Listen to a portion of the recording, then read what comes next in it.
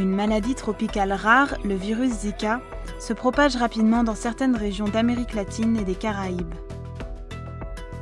En mars 2015, le virus Zika a fait sa première apparition au Brésil, où il a infecté plus d'1 million de personnes. L'AIEA, l'Agence internationale de l'énergie atomique, et la FAO, l'Organisation des Nations unies pour l'alimentation et l'agriculture, ont rapidement répondu à la vague d'infection du virus Zika. Ces agences onusiennes se sont réunies afin d'utiliser la technologie nucléaire pour développer la lutte antiparasitaire en stérilisant les moustiques mâles par des radiations. Cette technique est appelée stérilisation des insectes.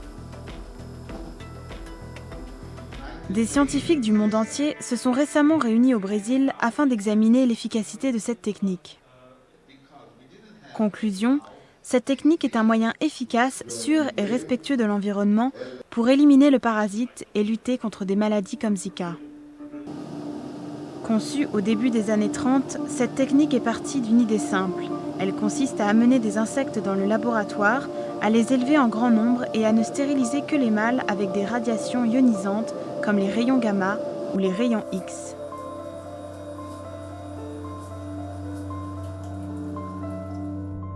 Pour que cette technique fonctionne, des millions de mâles stériles doivent être relâchés dans la nature pendant plusieurs mois afin de surpasser les mâles fertiles.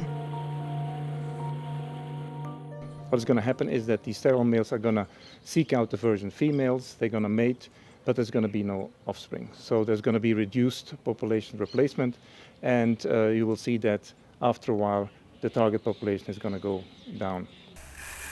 Au laboratoire de lutte parasitaire de l'AIEA à Seibersdorf en Autriche, des entomologistes développent et améliorent cette technique depuis 50 ans.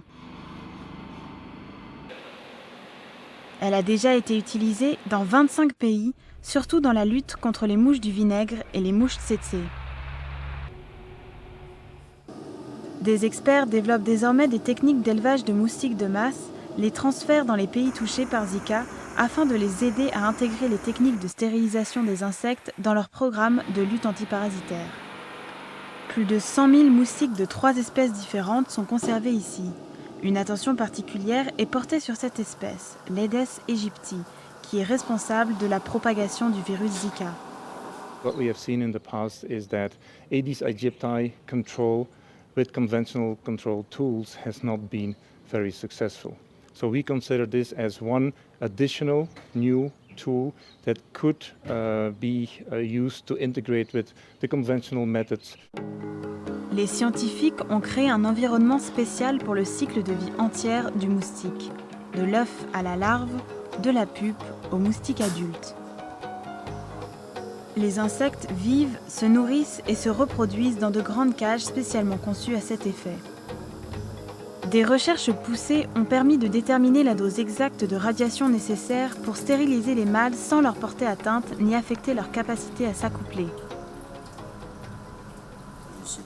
Afin d'aider davantage les pays à vaincre le virus Zika, l'AIEA procure un équipement portatif permettant la détection rapide du virus. Des formations pour les scientifiques des pays touchés sur l'usage de cette technique sont également prévues. Lorsqu'elle sera complètement acquise et utilisée avec d'autres méthodes antiparasitaires, la technique de stérilisation des insectes permettra à de nombreux pays de réduire leur nombre de moustiques et de mieux lutter contre les maladies mortelles que ces petites créatures peuvent transmettre.